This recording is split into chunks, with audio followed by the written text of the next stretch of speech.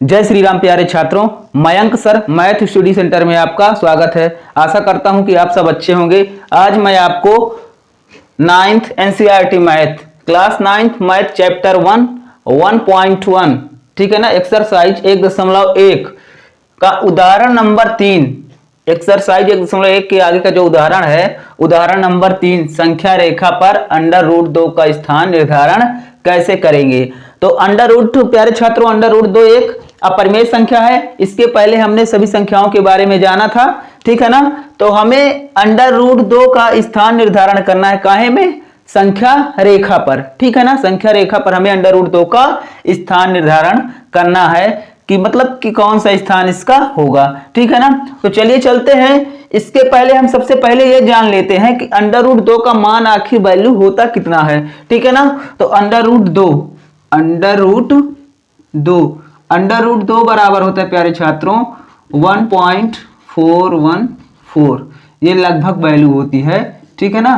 तो under root 2 का मान कितना होता है? 1.414। यानी हमें यह पता चल गया कि जब हम इसका प्लेस निर्धारण करेंगे तो ऑलरेडी 1 से ज्यादा होगा, 1 से कम नहीं होगा, ठीक। अब चलिए चलते हैं सवाल पे। तो कह रहा है कि अंडर रूट 2 संख्या रेखा पर हमें अंडर रूट 2 का निर्धारण करना है। तो सबसे पहले हम जान लेते हैं कि अंडर रूट 2 आया कहां। तो अंडर रूट 2 यहां से आया प्यारे छात्रों। आप पाइथागोरस प्रमेय के बारे में सुने हैं, पिछली कक्षा में पाइथागोरस प्रमेय के बारे में आप जरूर सुने होंगे। तो पाइथागोरस प्रमेय होता है हमारा, जैसे यहां पर हम बना ले रहे हैं कितने का, 90 डिग्री का एंगल बना रहे हैं, यानी कि समकोण।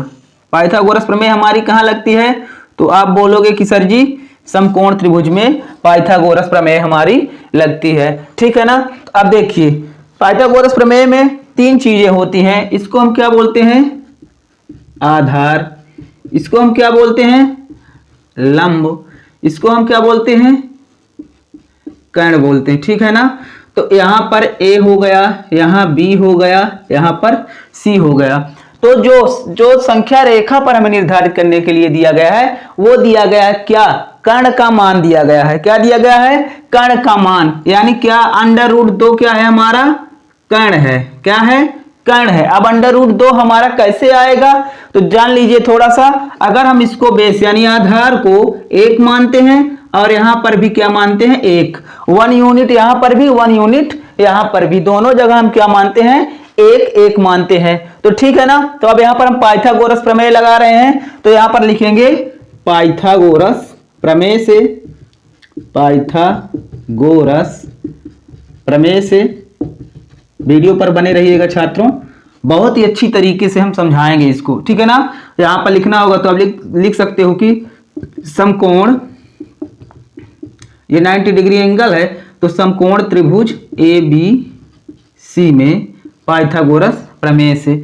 तो पाइथागोरस प्रमेय क्या कहती है हमारी? कर्ण का वर्ग शेष अन्य दो भुजाओं के योग के बराबर होता है। क्या होता है? तो आप बताओगे सर जी कर्ण का वर्ग शेष अन्य दो भुजाओं के योग के बराबर होता है। शेष अन्य दो भुजाओं के वर्गों के योग के बराबर होता है, ठीक है ना। इसका भी वर्ग, इसका भी वर्ग, इसका भी वर्ग, यानी कर्ण का वर्ग क्या होता है? तो आप लोग बताओगे कर्ण का वर्ग। तो कर्ण का वर्ग बराबर, हम पूछेंगे कि बच्चों बताइए कि पाइथागोरस प्रमेय क्या होती है। तो आप लोग बताओगे कि सर जी पाइथागोरस प्रमेय यानी कर्ण का वर्ग बराबर लंब का वर्ग प्लस आधार का वर्ग। क्या होगा? तो लंब का वर्ग प्लस आधार का वर्ग। आया समझ में? अब इसकी परिभाषा क्या होगी कि कर्ण का वर्ग शेष अन्य दो भुजाओं के वर्गों के योग के बराबर होता है, ठीक है ना। ये कर्ण AC हो गया, यानी AC का वर्ग, और ये लंब क्या हो गया हमारा? AB का वर्ग, और आधार क्या हो गया? BC का वर्ग। अब देखिए अभी इसको हम इस मान को नहीं पुट कर रहे हैं, हमें ये निकालना है कि अंडर रूट 2 कहां से आया। तो ये हम आपको समझा रहे हैं, ठीक है ना। तो देखिए आधार हमारा क्या है? 1 है। तो यहां पर हम लिखेंगे लंब कितना है? 1, और आधार भी 1 है। तो यहां पर लिखेंगे हम 1 का वर्ग प्लस BC का मान यानी 1 का वर्ग। तो ये हो जाएगा हमारा AC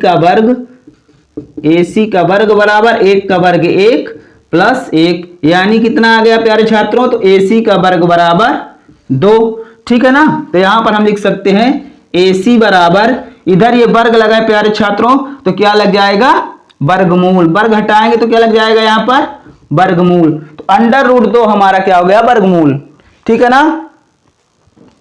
तो अंडर रूट 2 हमारा क्या आ गया वर्गमूल आ गया, यानी AC कर्ण का मान आ गया प्यारे छात्रों।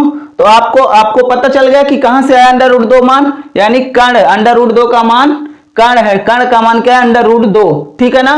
तो इसी को हमें किसमें रखना है संख्या रेखा में, ठीक। तो इसको आप अच्छे से कर लीजिएगा। उसके बाद आप क्या करेंगे स्केल, स्केल जानते हैं ना, इसको बोलते हैं स्केल, ठीक, पटरी भी बोलते हैं, पटरी स्केल की मदद से हम क्या करेंगे एक लाइन खींचेंगे, एक रेखा खींचेंगे, ठीक है ना। जैसे हम खींच रहे हैं यहाँ पर, तो ब्लैक बोर्ड है, ये हमारा व्हाइट बोर्ड है, इसमें थोड़ी सी बड़ी सी लाइन खींचेंगे जिससे आपको सवाल समझ में आ जाए अच्छे तरीके से, ठीक है ना।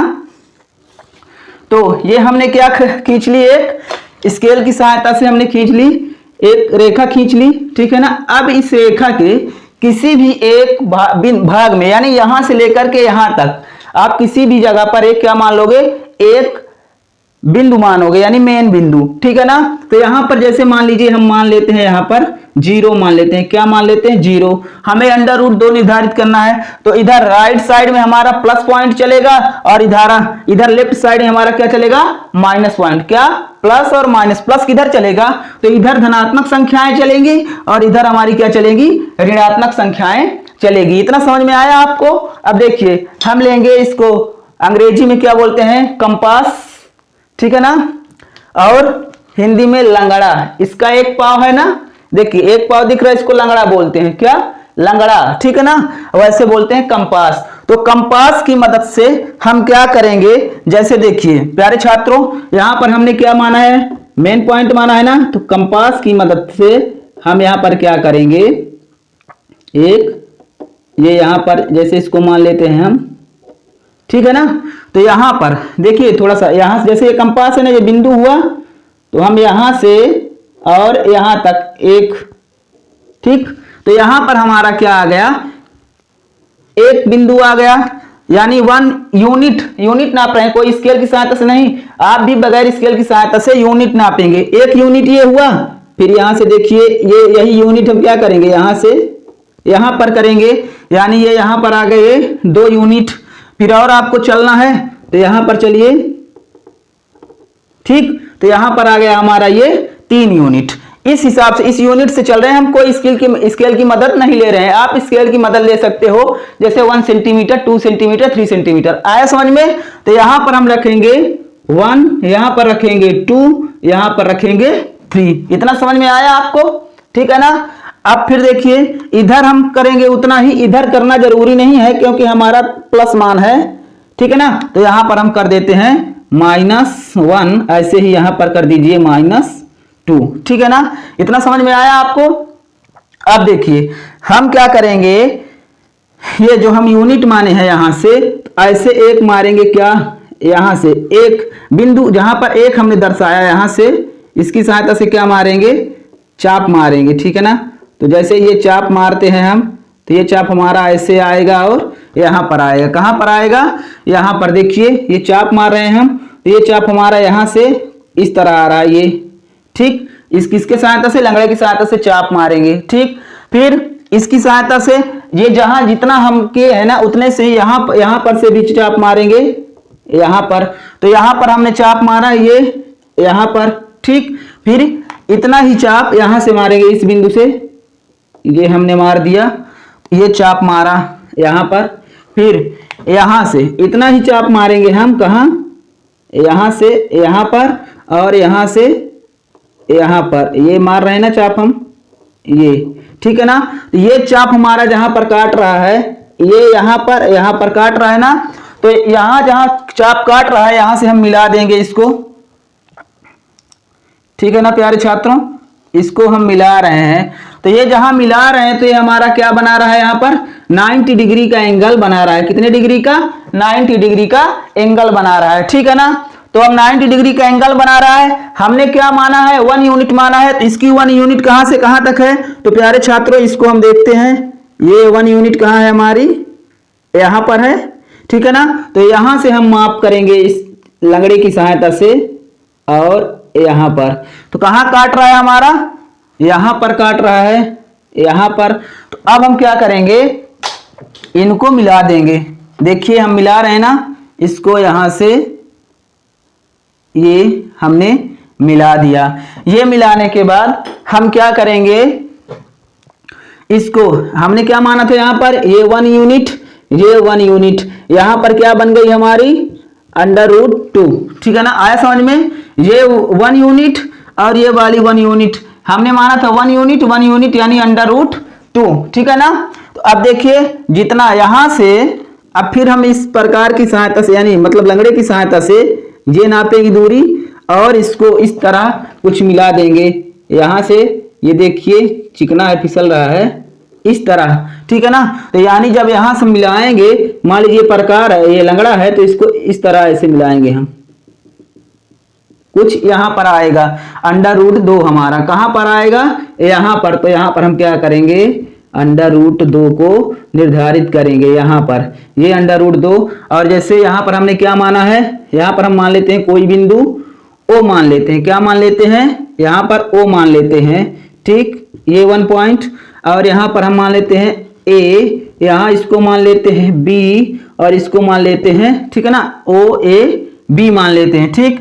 अब यहां से यानी O से लेकर के ये जहां पर बिंदु कट रहा है, यहां पर हम क्या मान लेते हैं, P मान लेते हैं। तो O से P तक की दूरी, यहां से यहां तक की दूरी क्या कहलाएगी हमारी, √2 कहलाएगी। तो हम यहां पर लिख सकते हैं कि OP बराबर √2, ये क्या आ जाएगा हमारा √2 का निर्धारण। तो सबसे पहले आप क्या लिखोगे सवाल पे, कि पहले ये इस तरह का समकोण त्रिभुज बना लोगे, 1 यूनिट रख के, 1 यूनिट रख के क्या निकालना है हमें, √2 का मान निकाल लेना है, √2 निकाल लेना है, यानी कर्ण का मान निकाल लेना है। फिर इस तरह हम संख्या रेखा बनाएंगे, ठीक है ना। तो संख्या रेखा में इस तरह हम इसको दर्शा देंगे। आशा करते हैं कि ये सवाल समझ में आया होगा। अब हम चलते हैं उदाहरण नंबर 4 पे, ठीक है ना छात्रों। अभी हमने संख्या रेखा पर √2 का स्थान निर्धारित किया है। अब आगे चलते हैं हम क्या, संख्या रेखा पर √3 का स्थान निर्धारण, ठीक है ना। संख्या रेखा पर √3 का हम क्या करेंगे, प्लेस यानी निर्धारित करेंगे, स्थान निर्धारित करेंगे। तो सबसे पहले आप जान लीजिए कि √3 का मान दिया है, यानी ये क्या दिया गया, कर्ण का मान दिया गया। क्या दिया गया, कर्ण का। तो आपके सामने प्रस्तुत है समकोण त्रिभुज, ठीक है ना। तो समकोण त्रिभुज में कर्ण का मान √3। अब √3 कहां से आया ये हम जान लेते हैं। तो अगर हमने क्या किया था कि यहां पर हमने क्या किया था, 1 का वर्ग लिया था और 1 का वर्ग लिया, तो ये हमारा जाके क्या मिला था, √2 लिया, 2 आया था, ठीक है ना, √2 आया था। अगर हम इसी को यहां पर क्या मान लेते हैं, यहां पर हम इसको मान लेते हैं √2, इसको किसको मान लेते हैं, बेस को हम क्या मान लेते हैं √2, और इसको मान लेते हैं 1, ठीक है ना। तो बेस को यानी आधार को √2 मान रहे हैं और लंब को मान रहे हैं 1। प्यारे छात्रों तो देखिए, तो AC का वर्ग बराबर, अब देखिए पाइथागोरस प्रमेय से कर्ण का वर्ग बराबर लंब का वर्ग प्लस आधार का वर्ग। तो AC का वर्ग बराबर AB का मान कितना है, तो 1 का वर्ग प्लस BC का मान कितना है, तो √2 का वर्ग, ठीक है ना। अब देखिए यहां पर 1 का वर्ग 1 प्लस √2 का वर्ग 2, ठीक है ना। √2 का वर्ग कितना होता है, 2, ठीक। वर्ग से ये वर्गमूल कैंसिल हो जाएगा, तो यहां पर हो जाएगा AC, ये इससे ये वाला कैंसिल, यानी 2 बचा। तो यहां पर हो गया AC का वर्ग बराबर 3, तो ये हो गया AC बराबर √3। तो ये समझ में आया कि √3 कहां से आया। अब चलिए चलते हैं हम इसके स्थान निर्धारण पे, ठीक है ना। तो इसका हम स्थान निर्धारित करते हैं, इसको मिटा दे रहे हैं। तो यहां पर हम लिखेंगे, एक संख्या रेखा बनाएंगे, लिखना अभी कुछ नहीं है, केवल संख्या रेखा बनाना है। तो यहां पर से हम संख्या रेखा बना रहे हैं। अच्छे से देखिएगा आप लोग, वीडियो पर अंत तक बने रहिएगा और चैनल को लाइक और सब्सक्राइब कीजिएगा, ठीक है ना। तो यहां पर से हम एक रेखा बना रहे हैं, ये बड़ी सी रेखा जिससे आपको बड़ा दिखे। तो यहां पर हम एक रेखा खींच रहे हैं, ठीक, ये खींच लिए इसका, ठीक है ना। यहां पर हम क्या करेंगे, एक बिंदु निर्धारित कर लेंगे। तो यहां पर हम लिख लेते हैं, यहां मान लेते हैं 0। ठीक है ना। अब देखिए प्यारे छात्रों, अंडर रूट 3 का मान कितना होता है ये जान लीजिए आप। तो 1.732 लगभग इतना होता है अंडर रूट 3 का मान, यानी कितना होगा हमारा, 1 से ज्यादा होगा और 2 से कम। ठीक है ना। तो यहां पर चलिए चलते हैं, हम सेम प्रक्रिया करेंगे, किस तरह, अंडर रूट 2 की तरह प्रक्रिया करेंगे। तो यहां पर हम मान लेते हैं, जैसे मान लीजिए एक पॉइंट यहां पर हम मान लेते हैं और दूसरा पॉइंट हम यहां पर मान लेते हैं। ठीक है ना। ये मान लेते हैं हम यहां पर 1 और यहां पर मान लेते हैं 2, फिर इधर मान लेते हैं -1। इधर हमको बनाने की जरूरत नहीं है। ठीक है ना।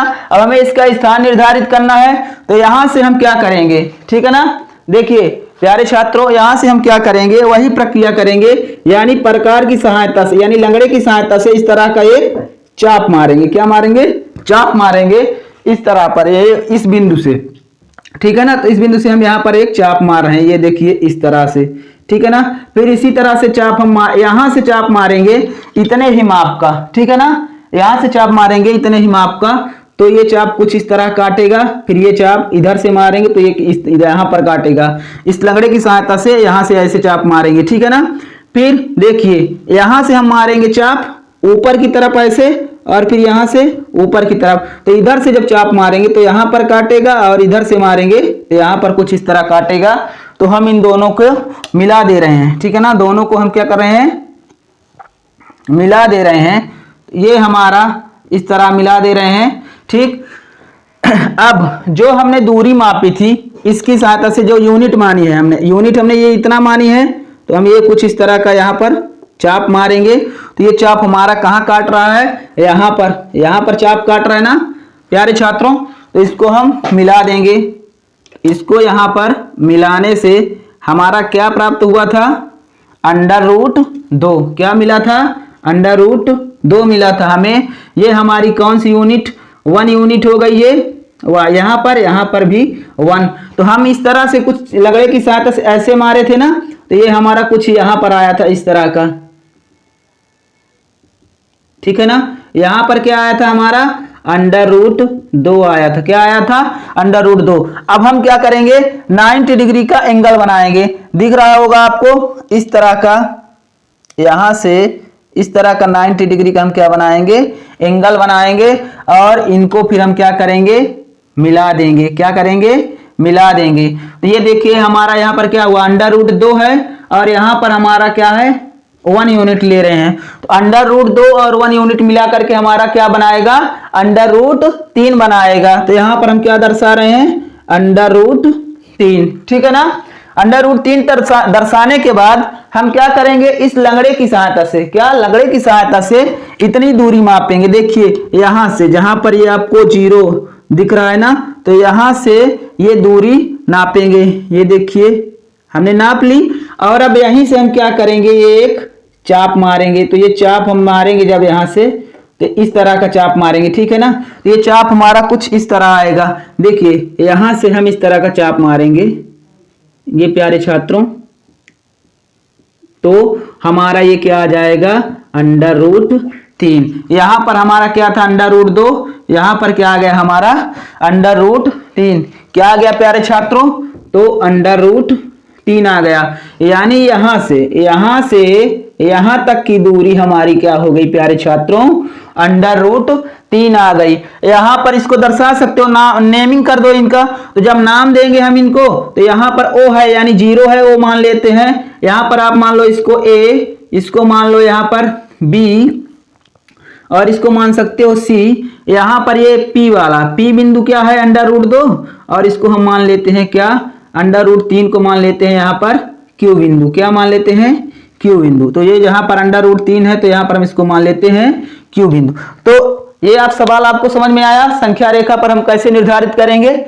सबसे पहले अंडर रूट 2 को, फिर उसी तरह हम क्या करेंगे, 90 डिग्री का एंगल बना करके ये यहाँ पर हम क्या, किसका निर्धारित कर देंगे, अंडर रूट 3 को निर्धारित कर देंगे। अगर आपको ऐसे नहीं समझ में आता है तो आप इस तरह भी निर्धारित कर सकते हैं। जैसे हमने क्या माना, ये रेखा बना दी और यहाँ पर दर्शा दिए 0 और यहाँ पर दर्शा दिया 1 हमने, ठीक है ना। क्या दर्शा दिया यहाँ पर 1, यहाँ पर हमने 1 दर्शा दिया। आपसे प्रकार की यानी लंगड़े की सहायता से आप नहीं बना पा रहे हो तो अंडर रूट ऐसे मतलब एंगल बना दो, इससे बना दो, या कि चांदे की सहायता से बना दो। चांदा हमारे पास नहीं है तो चांदे की सहायता है जिसमें हम 90 डिग्री का कोण बनाते हैं 0 से लेकर के 180 डिग्री का, उसकी सहायता से भी आप 90 डिग्री का कोण बना सकते हो, ठीक है ना, इस तरह, ठीक। उसको प्रोटेक्टर भी बोलते हैं। तो इस तरह आप उदाहरण नंबर 2 और उदाहरण नंबर 3 था शायद, ठीक है ना। तो उदाहरण नंबर 3, ये उदाहरण नंबर 4, तो उदाहरण नंबर 3 और 4 को संख्या रेखा में दर्शा सकते हो प्यारे छात्रों। तो यहां पर लिख सकते हो कहां से कहां तक की दूरी है, तो यहां पर लिखोगे कि ओ क्यू बराबर अंडर रूट 3, ठीक है ना। तो सबसे पहले आप इस तरह का समकोण त्रिभुज बनाओगे, फिर इनका मान रख के अंडर रूट 3 वैल्यू निकालोगे कर्ण की, ठीक है ना। तो आशा करते हैं कि ये वीडियो आपके लिए बहुत अच्छा रहा होगा, ये सवाल समझ में आया होगा। अब आप अंडर रूट 2 और अंडर रूट 3 का संख्या रेखा पर अच्छी तरह से निर्धारण कर सकते हैं, ठीक है ना। तो हमारे इस वीडियो को ज्यादा से ज्यादा शेयर करिएगा, लाइक करिएगा और कमेंट में बताइए कि सर समझ में आया या नहीं आया, ठीक है ना। इस वीडियो को ज्यादा से ज्यादा आप शेयर कर दीजिए और हमारे चैनल को सब्सक्राइब कर दीजिए, ठीक है ना। हमारा आप लोग सपोर्ट कीजिए। ये कहाँ का था, 9th क्लास का था, ठीक है ना। 9th क्लास की वीडियो हमने कुछ दिन 4-5 दिन गायब कर दिए, ठीक है ना। आप डेली आपके लिए 9th क्लास का भी वीडियो डलेगा, ठीक है ना। तो इस वीडियो को ज्यादा से ज्यादा शेयर कर दीजिएगा और हमारे channel Mayank sir math study centre को सब्सक्राइब कर दीजिएगा, ठीक है ना। मयंक सर